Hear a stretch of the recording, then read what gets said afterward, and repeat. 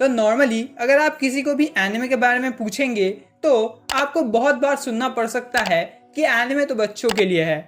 तो इस वीडियो में हम आपको दिखाएंगे कुछ ऐसे एनिमे जो बच्चों को बिल्कुल भी नहीं देखने चाहिए। तो हेलो गाइस, हम फिर आ गए हैं एक और नया वीडियो लेकर। तो शुरू करते हैं आज के वीडियो को बिना किसी देरी के।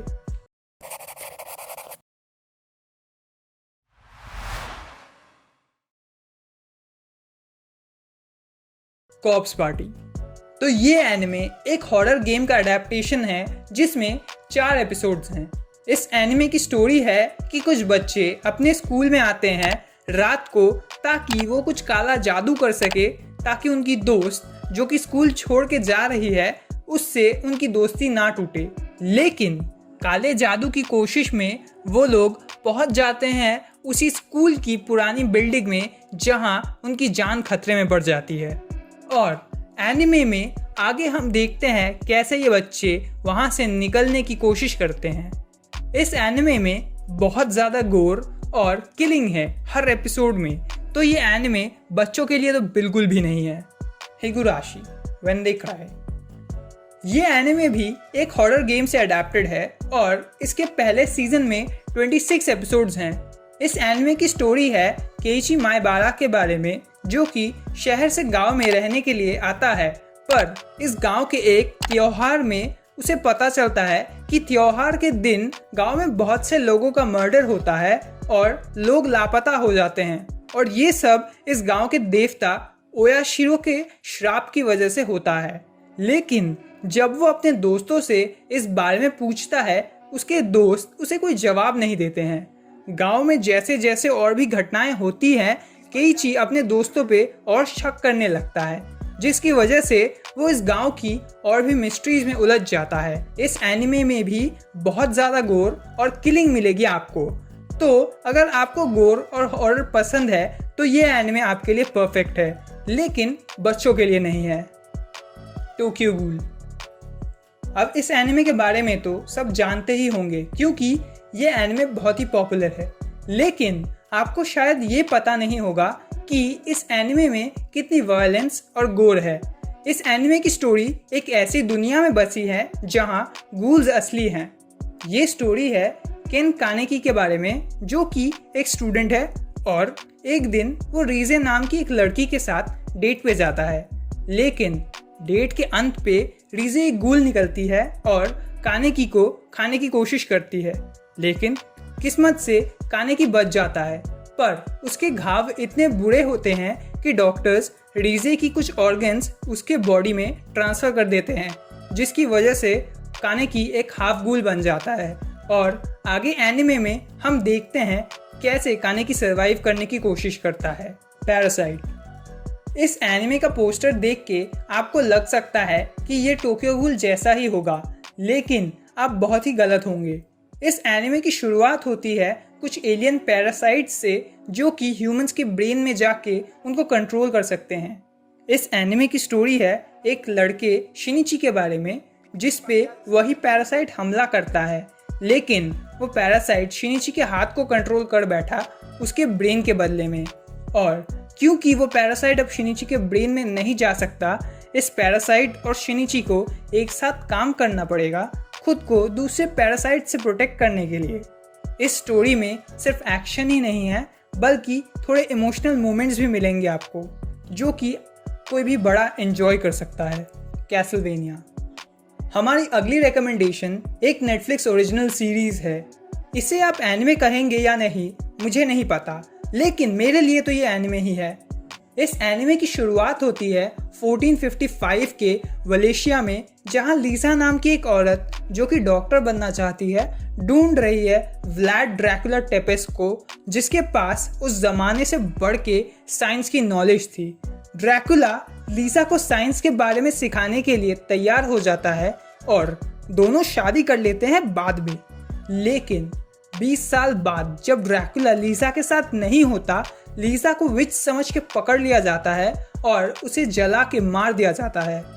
लीसा की मौत पे ड्रैकुला गुस्से में सारे इंसानों को एक आखिरी साल देता है जीने के लिए, जिसके बाद वो वलेशिया के हर इंसान को मार देगा। इस एनिमे की सबसे खास बात यही है कि ड्रैकुला को हमेशा एक मॉन्स्टर के रूप में दिखाया जाता है, लेकिन यहाँ ड्रैकुला को जिस तरह से दिखाया गया है उसमें कुछ इंसानों से भी ज़्यादा इंसानियत है। इस एनिमे के अंत की ओर तो मुझे ड्रैकुला के लिए दुख हो रहा था, जो कि इंसानों को ही मारने की कोशिश कर रहा था। इस एनिमे के फाइट सीन्स भी बहुत अच्छे हैं और इसका एनिमेशन भी बहुत ही अच्छा किया गया है। और क्योंकि ये नेटफ्लिक्स की प्रोडक्शन है, आपको इसमें कोई भी सेंसरशिप नहीं मिलेगी। गॉब्लिन स्लेयर ये एनिमे एक डार्क फैंटेसी एनिमे है और जैसा इस सीरीज का नाम है, इसकी स्टोरी बहुत ही स्ट्रेट फॉरवर्ड है। इस स्टोरी में एक एडवेंचरर होता है जिसका नाम गॉब्लिन स्लेयर है और वो सिर्फ गॉब्लिन्स को ही मारता है। Simple right? लेकिन ये एनिमे जब रिलीज हुआ था, इसके पहले ही एपिसोड को लेकर एक कंट्रोवर्सी हुई थी और उस कंट्रोवर्सी का कारण ही इस एनिमे को नॉन किड फ्रेंडली बनाता है। तो इसके पहले एपिसोड में हमें बताया जाता है कि गॉब्लिन्स बहुत ही वीक मॉन्स्टर्स होते हैं, लेकिन उनको बच्चे पैदा करने के लिए ह्यूमंस की ज़रूरत पड़ती है। और इसके पहले ही एपिसोड में गॉब्लिन्स की ब्रूटैलिटी दिखाने के लिए ये फैक्ट हमें अच्छे से दिखा दिया जाता है। और इसी बात पे इसके रिलीज़ के टाइम पे एक कंट्रोवर्सी शुरू हुई थी। तो अगर आपको डार्क एक्शन एनिमे अच्छे लगते हैं तो गॉब्लिन स्लेयर को आप ज़रूर ट्राई कर सकते हैं। सिर्फ ये देख लेना कि कोई बच्चा आसपास ना हो। हेल्सिंग अल्टीमेट हमारा अगला एनिमे फिर से वैम्पायर्स को लेकर है।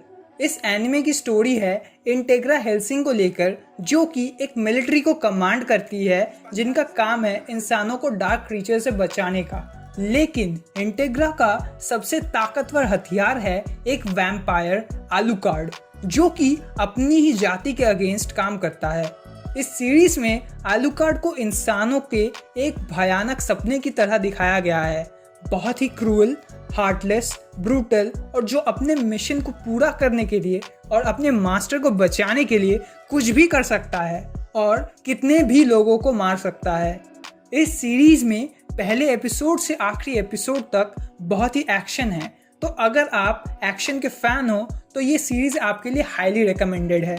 इशुज़ोकु रिव्यूअर्स हमारे अगले एनिमे में कोई एक्शन, एडवेंचर या फिर गोर नहीं है और पहली नज़र में शायद ये एनिमे आपको बहुत ही नॉर्मल लगे, लेकिन पहले ही एपिसोड से आप समझ जाएंगे कि ये एनिमे देखने के लिए आपकी एज थोड़ी तो होनी चाहिए।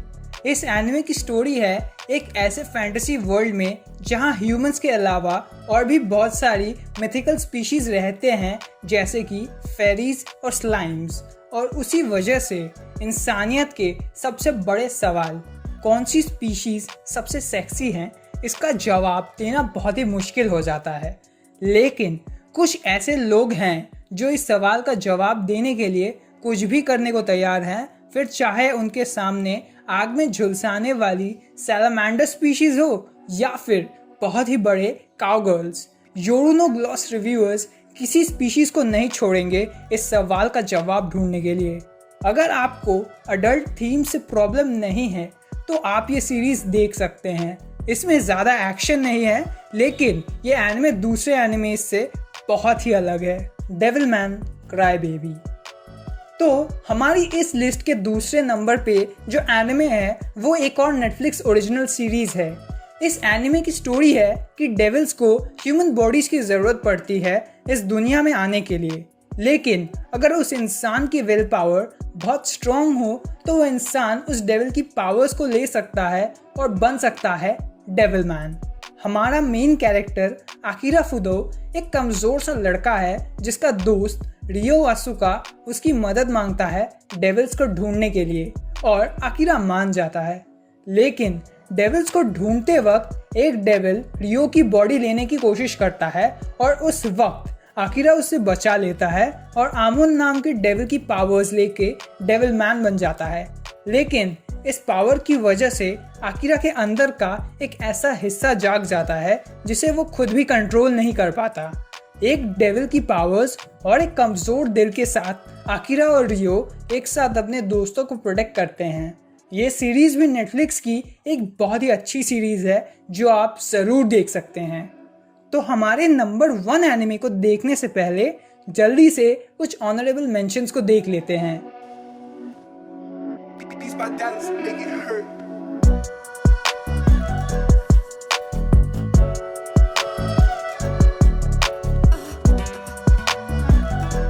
Fuji? What's going on? Why are you here? Sensei? No way! So Mr. Fuji's kid is also this Fuji? Why would you say such an obvious thing?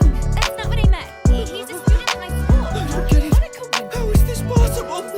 My roommate has been seeing the mother of my crush this whole time. Natsuo! Fuji? Oh no!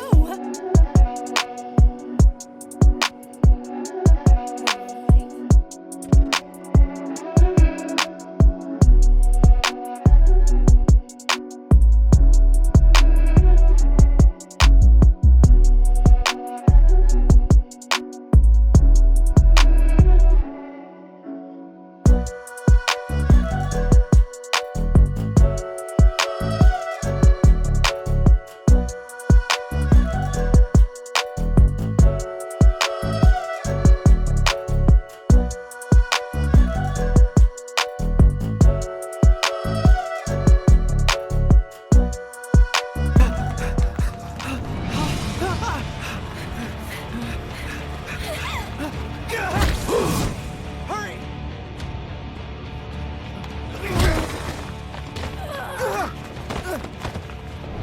Masashi, are you okay?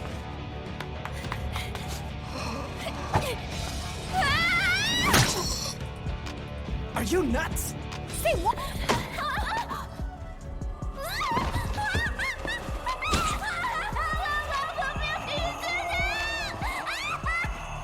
Let go of me! Damn it, bitch! I said let go!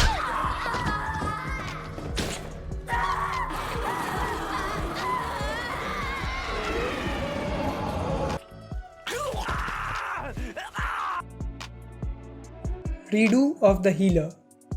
तो हमारा number 1 anime जो कि बच्चों को नहीं देखना चाहिए है रीडू ऑफ द हीलर। इस एनिमे का पोस्टर देखकर आपको शायद ये कोई नॉर्मल इसेकाई एनिमे लग सकता है, लेकिन शायद आपको भी नहीं पता होगा कि ये एनिमे असल में कैसा है। इस एनिमे की स्टोरी सिर्फ और सिर्फ मैच्योर नहीं बल्कि बहुत ही ट्विस्टेड है। इस एनिमे का मेन कैरेक्टर केयारू एक हीरो है जिसकी पावर्स हैं हील करने की, लेकिन क्योंकि उसकी पावर्स अटैक में काम नहीं आती, दूसरे हीरोज उसको पसंद नहीं करते और उसका फ़ायदा उठाते हैं। लेकिन एक दिन केयारू को पता चलता है कि उसकी पावर्स से वो बहुत कुछ कर सकता है और वो समय को पीछे कर देता है उसे उसकी पावर्स मिलने से पहले, जिसके बाद वो बाकी हीरो से बदला लेने का प्लान करता है। ये एनिमे बच्चों के लिए तो बिल्कुल भी नहीं है, यहाँ तक इसका अनसेंसर्ड वर्जन एक हेंटाई साइट पे भी अपलोड हो चुका है। अगर वीडियो पसंद आया हो तो वीडियो को लाइक और शेयर करना मत भूलना, और अगर आपको कोई और एनिमे पता है जो कि बच्चों को अवॉइड करना चाहिए तो वो कमेंट्स में ज़रूर लिखना, और चैनल को सब्सक्राइब करना बिल्कुल मत भूलना।